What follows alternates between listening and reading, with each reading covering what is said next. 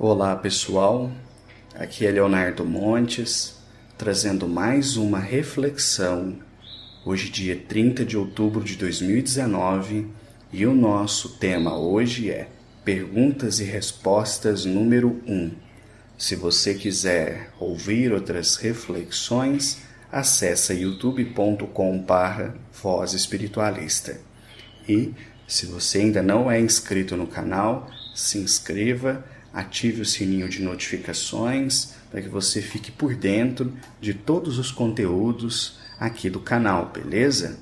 E se você não sabe o que é essa nova série Perguntas e Respostas, eu vou te explicar. Eu recebi a sugestão de abrir um espaço aqui no canal para responder às dúvidas dos inscritos. Então, com isso, eu criei uma nova playlist chamada Perguntas e Respostas, onde qualquer pessoa pode enviar a sua dúvida por e-mail e eu vou estar trazendo essa dúvida em forma de reflexão aqui no canal. Uma iniciativa bacana, não é? Então, se você quiser participar, é muito simples. Basta você mandar a sua pergunta para o e-mail vozespiritualista@gmail.com, mas tem que ser por e-mail, não vou responder nos comentários nem no WhatsApp. Aqui apenas aquilo que for por e-mail, ok? Muito bem. E como eu não sei se as pessoas que fazem as perguntas querem ser identificadas com seu nome completo, então eu vou falar apenas o primeiro nome das pessoas que me enviarem as perguntas, ok? E como às vezes as perguntas são descritas em textos longos, eu vou adaptar essas dúvidas para que não seja necessário ler o e-mail inteiro que a pessoa me enviou até chegar no momento em que ela fez a pergunta, ok? Mas a estrutura da dúvida será preservada e mantida. Bem, vamos lá. Hoje, nesse primeiro encontro, nesse primeiro episódio, eu vou responder 7 perguntas que me foram enviadas por 4 pessoas diferentes, ok? A primeira pergunta é da Fernanda e ela pergunta o seguinte: no caso de haver vaidade e fofoca em um terreiro, até o dirigente estando envolvido, é possível continuar se doando no lugar sem ser atacado? Bem, a resposta é sim, é possível. Primeiro, nós precisamos considerar que vaidade e fofoca são coisas que nós vamos encontrar em todos os lugares. Eu já trabalhei em centros espíritas e já trabalhei em terreiros de Umbanda, e em todos os lugares em que eu já estive, eu encontrei vaidade e fofoca. Porque isso não é um problema da religião, isso é um problema do ser humano. Então, onde houver pessoas, nós vamos encontrar esse tipo de comportamento. Agora, é claro que existem infinitos níveis e cada um de nós precisa definir para si o que é tolerável daquilo que não é tolerável. Então, por exemplo, se as fofocas ou os estrelismos de terreiro forem dentro de um parâmetro que você julga aceitável, no sentido de, ok, isso não é legal, mas pelo menos não está atrapalhando o que eu faço aqui dentro. Isto não é legal, mas não está atrapalhando o que as entidades estão querendo fazer? Beleza, segue adiante, finge que não viu, finge que não ouviu e vida que segue. Porém, se esses estrelismos e essas fofocas gerarem consequências mais negativas, no sentido de que podem influenciar diretamente o trabalho que você está fazendo lá dentro, ou que outros médios estão fazendo, aí é realmente parar para avaliar se vale a pena continuar num local assim. Por quê? Eu lembro de uma professora que certa vez me disse que o segredo da tolerância não era tolerar tudo, mas saber o que tolerar. Olha que interessante. O segredo da tolerância não é tolerar tudo, mas saber o que tolerar. Então, se vaidade e fofoca são coisas humanas e nós vamos encontrar em todos os locais, então nós temos que saber até onde essas fofocas e essas vaidades são aceitáveis. Isso é um controle interno, ninguém pode definir isso pra gente. Há pessoas que são mais frágeis e a menor contrariedade já querem jogar tudo para cima, enquanto outras são bastante fortes e se realmente chegarem a jogar a toalha é porque a coisa saiu do controle e as pessoas se perderam. Então, esse parâmetro quem tem que criar somos nós. Agora, sempre que situações assim acontecem dentro de um terreiro, a minha sugestão é tente ajudar. Por quê? Muitas pessoas veem as coisas erradas que acontecem no terreiro, só que elas não falam para ninguém. Ou melhor, elas falam para todo mundo que não sejam as pessoas envolvidas no problema. Então elas reclamam com os consulentes, elas reclamam com os cambones, mas muitas vezes elas não têm coragem de ir até o dirigente e falar: fulano, vamos conversar? Está acontecendo isso, está acontecendo aquilo, o que a gente pode fazer para resolver? Porque não está bacana. Este primeiro passo, esse impulso de querer ajudar, de querer solucionar, me parece muito importante se nós temos realmente afeto pela casa. Seria, claro, 1000 vezes mais simples se nós trabalhássemos em um terreiro que fosse perfeito, onde o dirigente fosse perfeito, onde toda a corrente fosse perfeita. Só que esse lugar não existe. Nós somos imperfeitos. Então, não custa nada também ajudar. Não é porque a pessoa é dirigente que ela não esteja precisando de auxílio. Então, eu acredito que vale sim a pena sempre estar tentando. E se de tudo falhar, se tudo que você fizer não der resultado, aí é virar as costas e procurar um outro local, porque a causa é muito mais importante do que a casa, ok?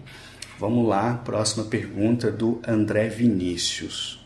O que podemos fazer para achar o caminho do meio e seguirmos nossa evolução interna?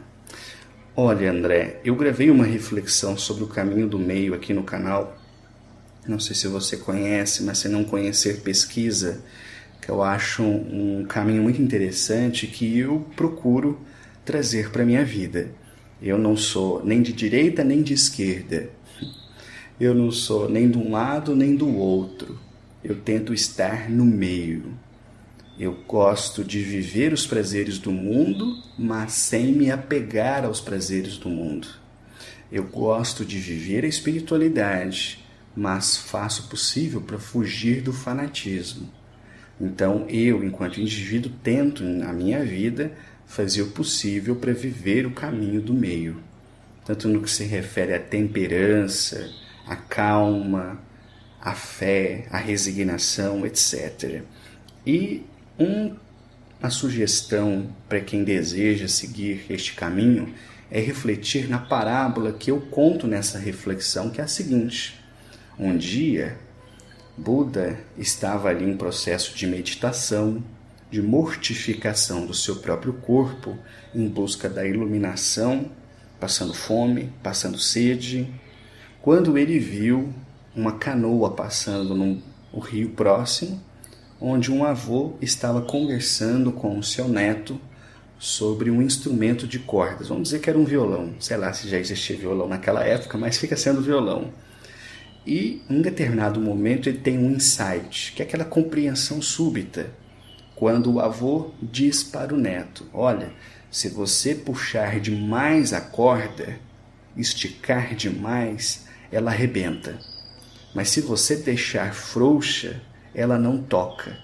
Naquele momento ele teve um insight e ele percebeu que seria o caminho do meio. Se nós esticarmos demais a corda da nossa vida, ela arrebenta. Mas se a deixarmos frouxa demais, ela não toca. É preciso então encontrar um equilíbrio, puxá-la, esticá-la até o ponto em que ela consiga soltar a melodia, mas sem colocar em risco de se romper. Assim é a nossa vida. Nós todos podemos, no contexto em que vivemos, na situação em que nos encontramos e com as pessoas que estão ao nosso redor, fazer o possível para contribuir, para crescer, para ajudar. Mas nós não devemos levar isso de uma forma fanática ou de uma forma absolutista, colocando a nossa própria vida em risco. Quantas e quantas pessoas eu já conversei que quando tomam conhecimento da espiritualidade, quando se encantam com esse universo, querem recuperar anos em dias. Então a pessoa passou 50 anos da vida só no mundão, só preocupado com as coisas da matéria. De repente ela acordou para a vida espiritual. Aí ela quer recuperar 50 anos em 5 meses. Ela não vai dar conta. Ela vai arrebentar. Ela vai querer dar passos maiores do que as suas pernas alcançam. E ela vai sofrer. E muitas vezes ela vai desistir. Então, o que nós podemos fazer é buscar a conscientização. Cada um em seu contexto. Desde a hora que eu acordo, a hora que eu deito, as pessoas que eu encontro na rua, as pessoas com quem eu trabalho, os meus entes familiares, todos esses contextos nos darão todo dia infinitas oportunidades de fazermos o nosso melhor, sem, claro, exigir aquilo que ainda não estamos prontos para oferecer. A outra pergunta do André é: como é possível amarmos quem nos faz mal? Quem faz mal à nossa sociedade, amigos, conhecidos, etc. Pois é, esse é um verdadeiro desafio, né? Primeiro de tudo, vamos compreender o seguinte, continuando o raciocínio da pergunta anterior. Se nós não estamos prontos a puxar demasiadamente a nossa corda porque ela pode arrebentar, então nós temos que esticá-la ao ponto que ela seja capaz de produzir. Então nós temos que exigir de nós aquilo que nós temos condição de dar. Se eu sei, no meu íntimo, que eu posso fazer determinadas coisas, então eu devo me esforçar para fazê-las. Se ainda não posso fazer determinadas coisas, então eu vou mantê-las como um ideal, algo a ser buscado, mas que por enquanto eu não posso atingir. E como eu não posso atingi-la, então eu não posso exigir de mim aquilo que eu não tenho condição de dar. Isto é fundamental. É necessário um olhar atento e um olhar sincero para nós mesmos. Bem, então nós temos indivíduos na Terra como Chico Xavier, uma Madre Teresa, um Dalai Lama, um Gandhi, o próprio Jesus, que são pessoas que viveram uma vida que nos parece em tudo muito acima da nossa condição. E não apenas parecem, foram mesmo, porque eram espíritos muito mais evoluídos. Mas eles vieram para fazer aquilo que eles tinham condição de fazer. Ok, eu não consigo ser um Chico Xavier, eu não consigo ser um Gandhi, mas eu consigo ser um melhor pai, eu consigo ser melhor filho, eu consigo ser melhor esposo, eu consigo ser um melhor empregado, entende? Então, dentro do meu contexto, eu vou fazendo o possível naquilo que me cerca para tentar cada vez mais ser melhor. Com isso, eu vou estar exercitando as minhas virtudes. E são essas virtudes que no futuro, quando eu estiver mais desenvolvido, me permitirão de fato amar as pessoas nessas condições. Se por enquanto eu não consigo amá-las, e eu também não consigo, tá? Para você não se sentir sozinho, o que a gente pode fazer é tentar não julgá-las, é tentar não aniquilá-las. Veja, se você der uma olhada nesses vídeos policiais que tem no YouTube, ou que muitas vezes são compartilhados no Facebook, você vai ver que muitas pessoas comentam a respeito dos ladrões, dos bandidos, etc., como se fossem pragas a serem erradicadas da terra. Tem gente que fala, se eu pudesse, eu mesmo apertava o botão da cadeira elétrica. Muito bonito, né? De certo, você foi santo. De certo, nas suas encarnações passadas, você nunca errou. Você veio direto, perfeito das mãos do Criador, não é? A gente sabe que não é assim. Então, se eu não consigo amar essas pessoas que foram para um mau caminho, eu não preciso também odiá-las, porque elas já sofrerão as consequências dos caminhos escolhidos por elas. Por que eu vou gastar a minha energia? Por que eu vou colocar ódio nisso? Ainda mais gente que eu nem conheço, entende? Então, para que a gente possa um dia amar de fato os criminosos, como fazem os grandes espíritos, é preciso que nos conheçamos, que façamos o possível para nos tornarmos melhores em nosso contexto e que evitemos odiar essas pessoas. Porque hoje eu estou apontando alguém porque cometeu um erro e no passado eu posso ter feito a mesma coisa que ele. Esse Deus, que é o nosso Pai Supremo, permite que espíritos pecadores como nós voltemos à Terra para trabalhar junto à espiritualidade, para nos tornarmos melhores e ajudar outras pessoas a serem melhores. Por que eu vou apontar o dedo para quem está errando? Já que até ontem eu estava fazendo isso, entendeu? Então, eu acho que é por aí.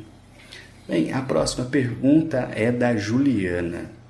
E ela pergunta o seguinte: gostaria de saber o que fazer quando o dirigente ou sacerdote é pego pelos quiumbas ou eguns em uma gira e o mesmo não percebe até cometer erros grotescos. E por que foi direto no dirigente? Bem, vamos lá. Primeiro de tudo, nós temos que entender que o dirigente de um terreiro é uma pessoa como qualquer outra. Embora boa parte dos dirigentes tenha muito orgulho daquilo que eles fazem, como se o sangue que corresse em suas veias fosse diferente do restante da humanidade, o fato é que eles são pessoas comuns. Eles apenas desempenham uma função com um pouco mais de responsabilidade que os demais médiuns. Porque enquanto o médium de corrente tem como foco a sua atuação, ou seja, ele vai para o terreiro, ele vai incorporar o guia, ele vai atender, a preocupação dele é só essa. O dirigente vai fazer a mesma coisa, só que ele tem que se preocupar com todo o trabalho.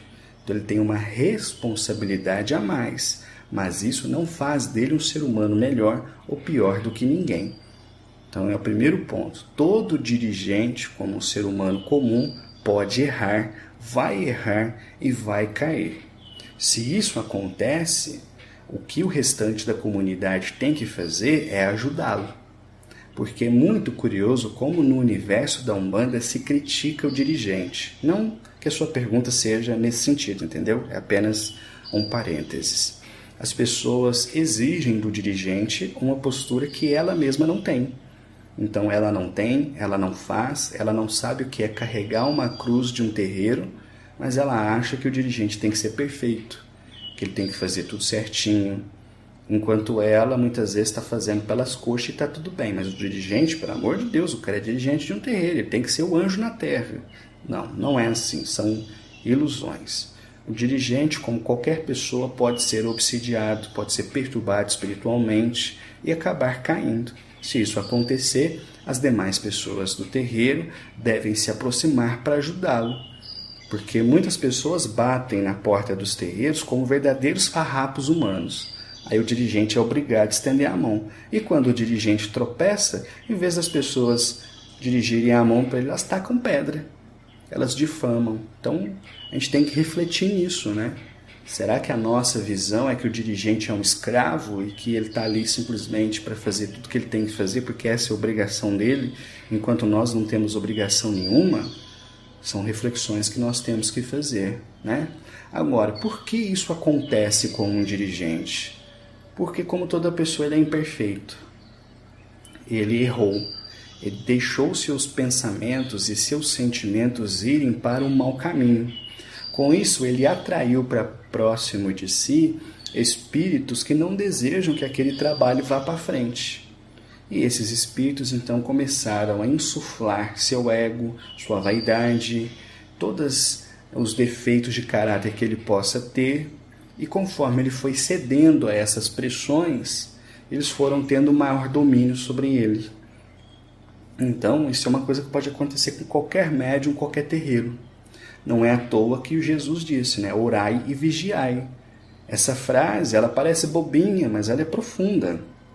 Orai, isto é, tenha o hábito da oração. Porque para a oração ser sincera e efetiva, ela precisa ser verdadeira. Para que ela seja verdadeira, ela tem que nascer do coração. Se ela vai nascer do coração, então eu não posso sentir coisas ruins. Logo, quanto mais a pessoa ora, menos tempo a pessoa tem para pensar besteira. Então assim ela se liga ao alto. E vigia. Vigia por quê? Porque nós todos somos falíveis. Nós podemos tropeçar. As pessoas podem nos irritar. Então, se eu vigio os meus atos e oro pedindo a Deus força, eu vou estar sempre num bom caminho. Então, esse tipo de coisa acontece quando o dirigente, que é uma pessoa como qualquer outra, se descuidou da sua própria vida espiritual. Não tem aquele meme do Facebook que diz assim, se você não cuidar da sua mente, alguém vai? Isso também é perfeitamente válido entre os espíritos.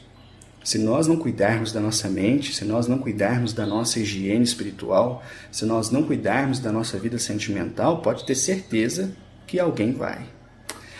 Bem, a próxima pergunta é do William, que perguntou o seguinte: você tem alguma informação espiritual sobre como funciona a seleção de novos espíritos trabalhadores das falanges da Umbanda? Olha, eu me lembro de uma vez em que eu conversei sobre isso com a avó Cambinda de Guiné, saudosa avó Cambinda de Guiné, que muito me ajudou e que inclusive foi a primeira entidade a dizer que tudo aquilo que eu aprendesse em terreiro deveria ser passado para as pessoas de forma gratuita. Então, muito do trabalho aqui do canal Voz Espiritualista eu devo à avó Cambinda de Guiné. E um dia eu perguntei isso para ela, falei, vó, a senhora sempre foi uma preta velha? E ela disse, o que você acha, filho? Você acha que eu sempre fui assim ou que eu aprendi um dia? E eu lhe disse, eu acho que a senhora aprendeu.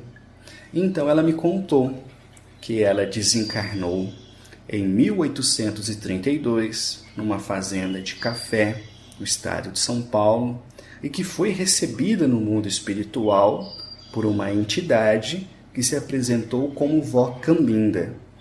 Essa entidade a acolheu no seu retorno à espiritualidade, levou até a sua moradia espiritual e começou a lhe ensinar sobre o novo mundo que a aguardava. Essa entidade gradativamente foi lhe ensinando as coisas do espírito. Então ela foi aprendendo. Foi um processo que levou muitos anos.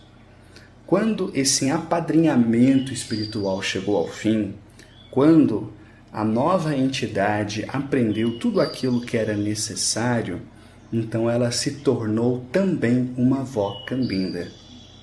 Então é mais ou menos esse o processo que os espíritos já me disseram da formação das falanges, né?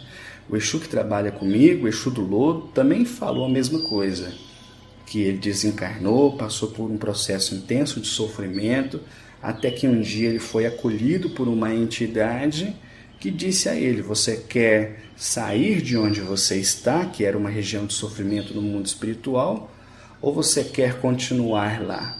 E ele disse, eu quero sair. Então a entidade disse, vem comigo, eu vou te ensinar o que você precisa saber. Então essa entidade ensinou a ele como ser um Exu. Então as entidades, os falangeiros, os trabalhadores, não são feitos do nada, eles são ensinados, eles passam por uma vivência junto a uma entidade que já trabalha naquilo e muitas vezes por honra e gratidão àquela entidade que o acolheu, ela adota o mesmo nome simbólico. Então foi assim que essa escrava acolhida no mundo espiritual por uma avó Cambinda, que a ensinou como trabalhar como uma preta velha, adotou também o nome falangeiro de Vó Cambinda. É assim que esse Exu que trabalha comigo, sendo acolhido no mundo espiritual por um Exu do Lodo, passou a se dizer também um Exu do Lodo depois do término do seu aprendizado. Então, é mais ou menos por aí. Outra pergunta. Seriam vínculos reencarnacionistas ou apenas procurar um médium com boa vontade para trabalhar? Olha, essa é uma pergunta frequente, né? E eu vou respondê-la dizendo que ambas as possibilidades são reais. E para quem deseja seriamente caminhar no universo da espiritualidade, da mediunidade, da Umbanda, etc., me parece muito importante que nós deixemos as fantasias de lado. Por quê? Existe uma romantização e uma glamouralização, nem sei se essa palavra existe, no que se refere ao vínculo do médium com as entidades, né? Eu já vi pessoas falando assim, não, porque antes de você nascer, os seus guias já estavam com você, te acompanharam no seu nascimento, estão te aguardando após a morte, e isso não é bem verdade, é uma meia-verdade. Isto é, algumas das entidades que vão trabalhar com o médium podem ter um vínculo com ele que surgiu em encarnações passadas, mas outras entidades estão ligadas a ele simplesmente por uma circunstância de trabalho. A entidade precisa trabalhar, o médium precisa trabalhar, então o que eles fazem? Juntam o útil ao agradável. Por exemplo, das entidades que se manifestam através do meu intermédio e eu incorporo, vamos lá, vamos contar para não me perder. Eu incorporo preto velho, incorporo caboclo, incorporo criança, incorporo baiano, incorporo cigano, incorporo Exu, incorporo pombagira e incorporo malandro. São 8 entidades diferentes. Ok. Essas 8 entidades diferentes, apenas 2 disseram já ter vínculo comigo de outras vidas, que foi o preto velho e a pombagira. Todas as demais entidades disseram que não tem nada a ver comigo, no sentido de vínculo passado. Elas precisavam trabalhar, eu também precisava, isso foi decidido pela espiritualidade superior, então nós estamos realizando um trabalho. Elas não necessariamente estiveram ligadas a mim de vidas passadas, o que não quer dizer que no futuro não possa acontecer, porque as pessoas sempre falam das vidas passadas, esquecendo que as coisas precisam começar em algum momento.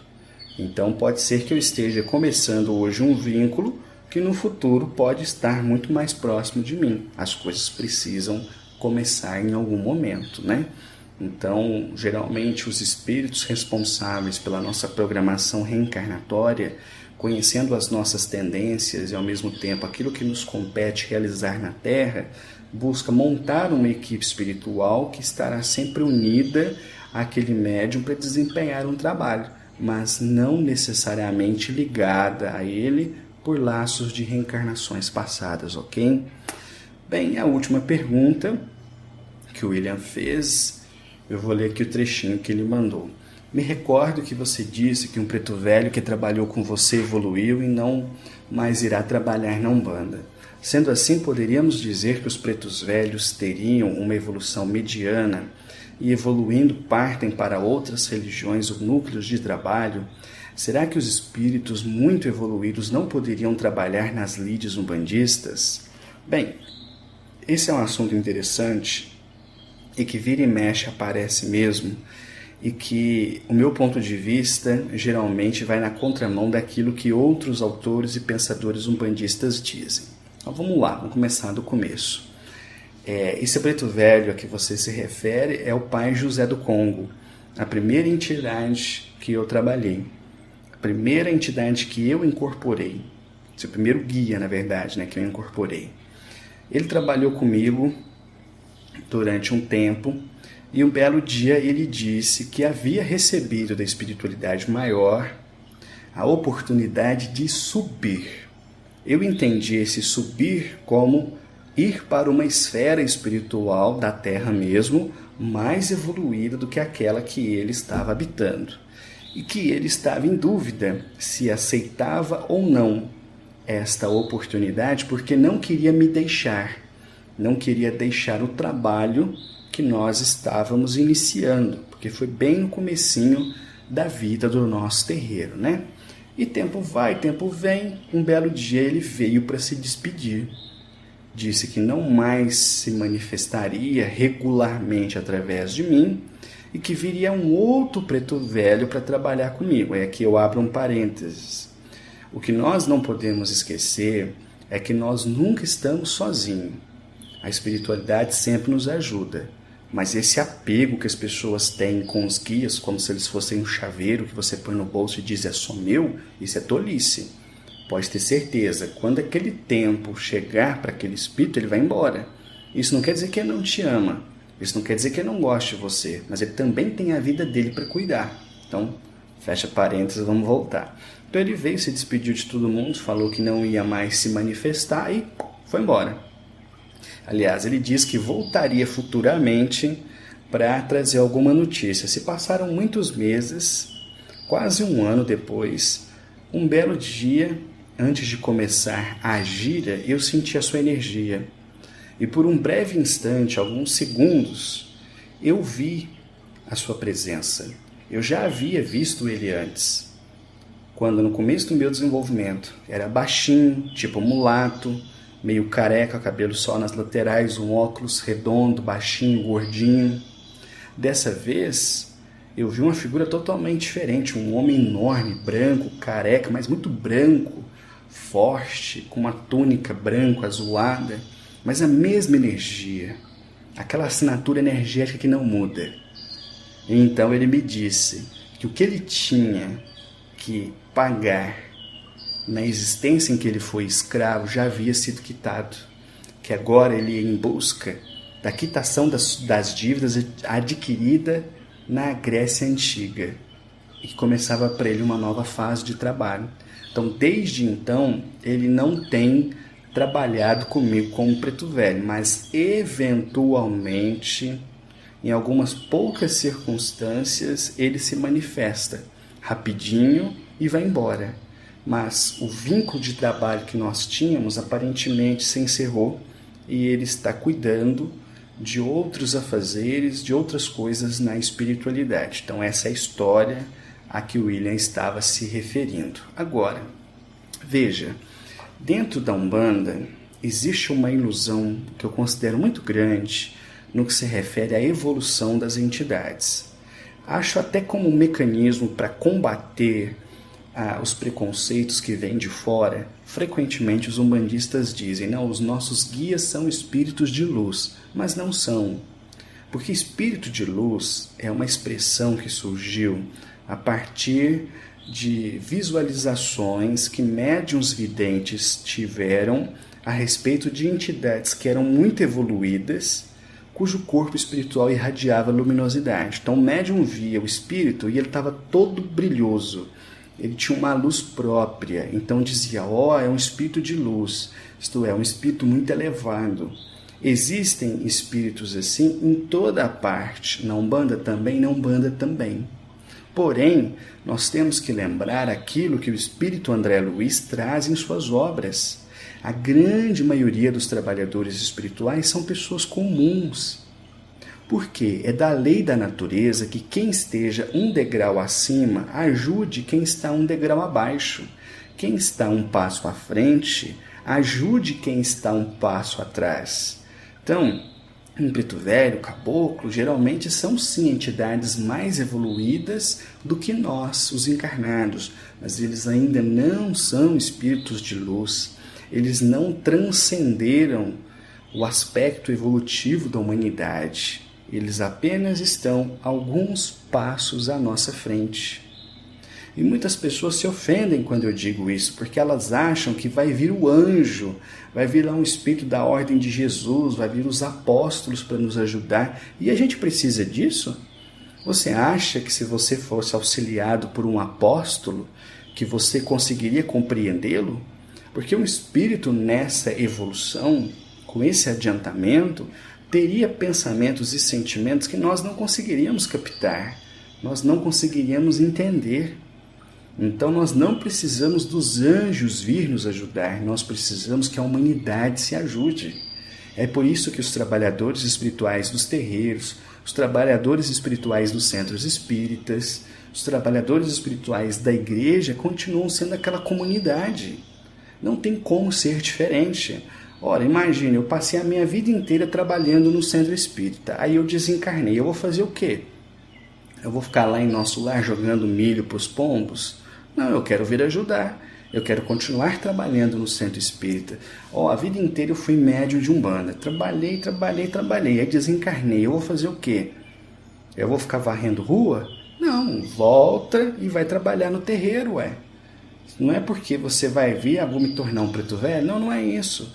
Mas os trabalhadores espirituais de um terreiro não são só Preto Velho, Caboclo, Exu e Pombagira, não. Tem várias linhas, várias entidades diferentes, muitas vezes parentes nossos, estão ali colaborando.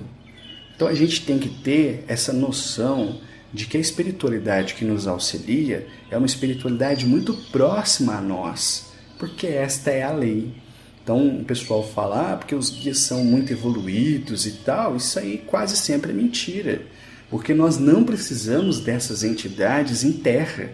Isso é um princípio que Kardec fala lá no Livro dos Espíritos. A gente sabe que o Espírito Verdade disse para Kardec que ele teria 15 minutos por mês para conversar com ele. Olha que interessante. Por que não veio o próprio Espírito Verdade responder as perguntas? Porque ele estava ocupado com coisas mais importantes. Então, quanto mais evoluído é um espírito, mais ele se ocupa de coisas importantes, como coisas que determinam, por exemplo, o equilíbrio do nosso mundo, os processos de renascimento. Olha, são 1000 atribuições diferentes dedicadas aos espíritos muito evoluídos.